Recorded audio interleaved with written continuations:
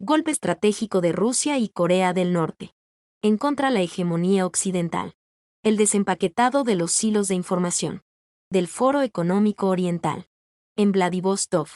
Llevará años a esto se añade el tren blindado. Dirigido por Kim Jong-un. Que visitó cada rincón de la región rusa de Primorie. Todos los temas claves. Reflejan 4 vectores principales del nuevo gran juego. Que se desarrolla por todo el sur global. La energía y los recursos energéticos. La industria y el trabajo. Las reglas del mercado y el comercio y la logística. Sin embargo, van más allá. Al explorar los sutiles matices de la guerra de civilización actual. Entonces en Vladivostok se ha presentado un debate serio sobre el auge del antineocolonialismo, expuesto por ejemplo por la delegación de Birmania. Geoestratégicamente, Birmania, como puerta privilegiada hacia el sudeste asiático y el Océano Índico, siempre fue un objeto de juegos de divide y reinaras, en los que al Imperio Británico solo le importaba extraer recursos naturales. Esto es de lo que se trata el colonialismo científico. Un debate serio sobre el concepto del Estado-civilización ya, elaborado por los científicos chinos y rusos, y aplicado a China, Rusia, India, Irán. La interconexión de los corredores de transporte y conectividad. Esto incluye la mejora del Transiberiano. En un futuro próximo, un impulso al Transbaikal, la línea ferroviaria con más carga en el mundo, que conecta los Urales con el lejano oriente, un renovado impulso a la ruta del Mar del Norte.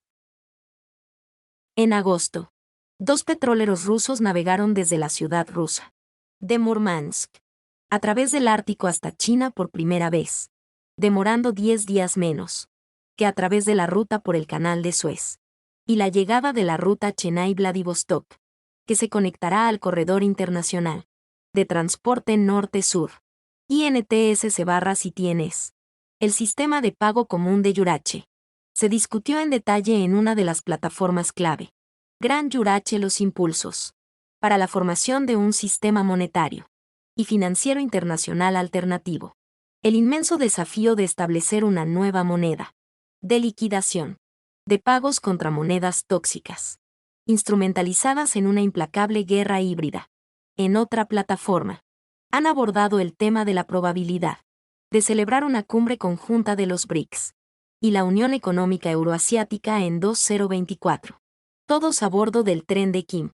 La génesis del viaje en tren de Kim Jong-un al lejano oriente ruso, coincidiendo con el foro. Es un magistral y estratégico golpe, que se preparaba desde 2014. En la época del Maidán, 11 Jinping, entonces estaba en el inicio de su primer mandato, anunció la nueva ruta de la seda. Hace exactamente 10 años.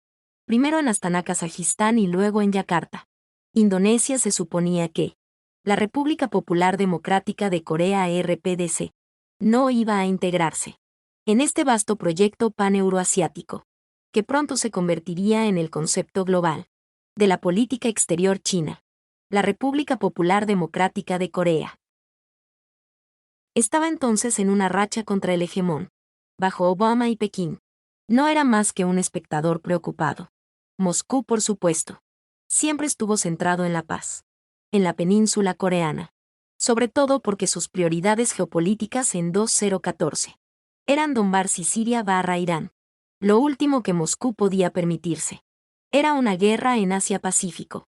La estrategia de Putin fue enviar al ministro de Defensa, Sergei Shoigu, a Pekín, Islamabad, para calmar los ánimos.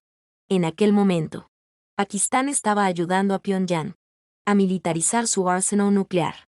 Simultáneamente, el propio Putin se acercó a Kim, ofreciéndole serias garantías. Te cubrimos la espalda si alguna vez se produce un ataque del hegemón, apoyado por Seúl. Aún mejor, Putin consiguió que el propio sí redoblara las garantías. El imperativo categórico era simple. Mientras Pyongyang no iniciara ningún problema, Moscú y Pekín estarían a su lado. Se instauró entonces una especie de calma, antes de cualquier posible tormenta, aunque Pyongyang siguiera probando sus misiles. Así, con el paso de los años, la mentalidad de Kim cambió. Se convenció de que Rusia y China eran sus aliados. La integración geoeconómica de la República Popular Democrática de Corea. En Yurache se discutió seriamente.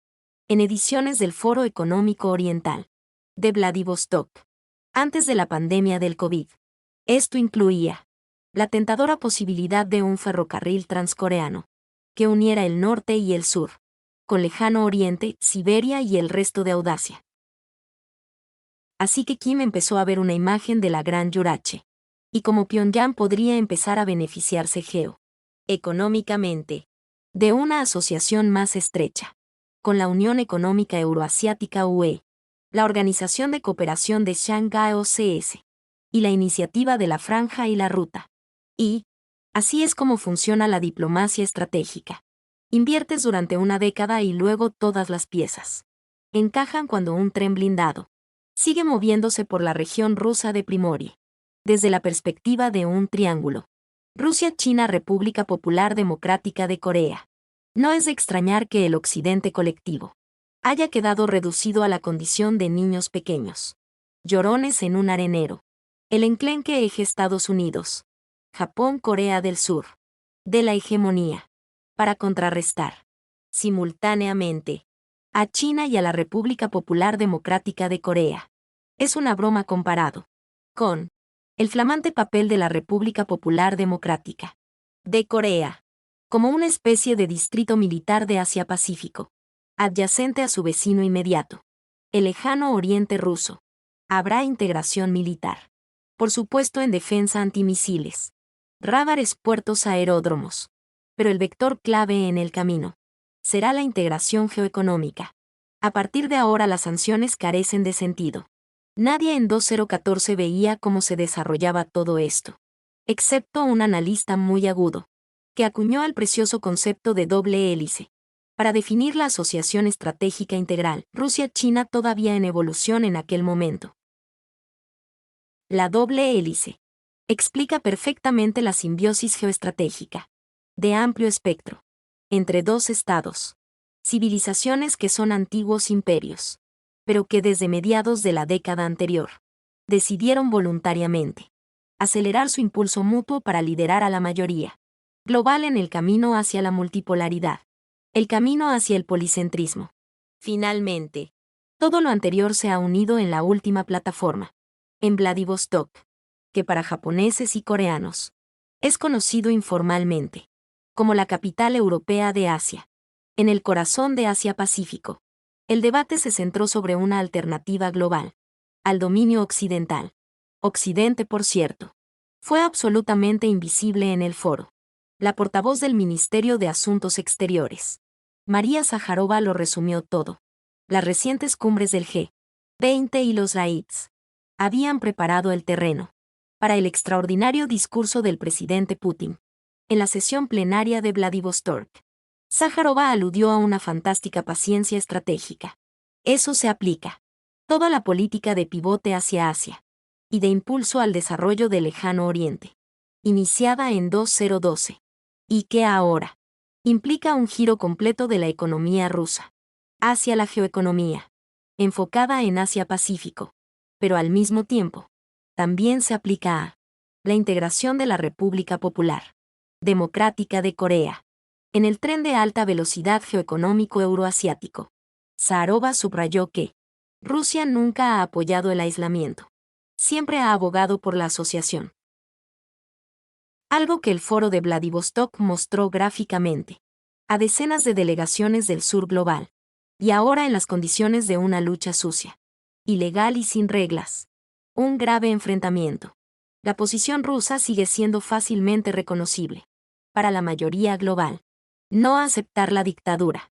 Andrei Denisov, embajador extraordinario y plenipotenciario, mencionó al analista político del crack, Sergei Karaganov, como uno de los impulsores claves del concepto de la Gran Eugrasia. Más que multipolaridad, argumentó Denisov, lo que se está construyendo es policentricidad, una serie de círculos concéntricos en los que participan multitud de socios de diálogo.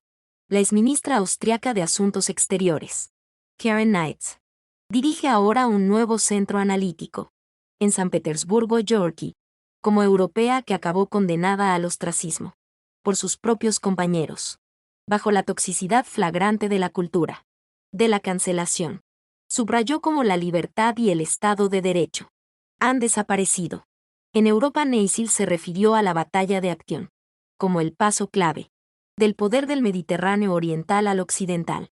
Ahí empezó el dominio de Occidente, con toda la mitología construida en torno al Imperio Romano, que obsesiona a la anglosfera hasta el día de hoy, con la demencia de las sanciones y la rusofobia irracional, instalada a la cabeza de la Unión Europea y de la Comisión Europea. Subrayó Sieni Isla. Desapareció la noción de que hay que preservar los tratados, mientras que se ha destruido el Estado de Derecho. Esto es lo peor que le podía haber pasado a Europa. Alexander Duggan en línea llamó a comprender la profundidad de la dominación occidental, expresada a través del hiperliberalismo, y propuso un avance clave. El modus operandi, en cursiva occidental, debería convertirse en objeto de investigación, en una especie de intento gramsciano, de definir lo que distingue a la ideología occidental, y actuar así hacia una descolonización profunda. En cierto sentido, esto es lo que intentan los actores actuales. En África Occidental, Malí, Burkina Faso, Níger. Esto plantea la cuestión de ¿quién es un verdadero soberano? En un mundo nuevo. Occidente argumenta Dublín es un soberano totalitario. Rusia como potencia nuclear y primera potencia militar, definida como una amenaza existencial por el hegemón, también es un soberano. Luego están China, la India, Irán y Turquía. Son puntos claves en un diálogo de civilizaciones.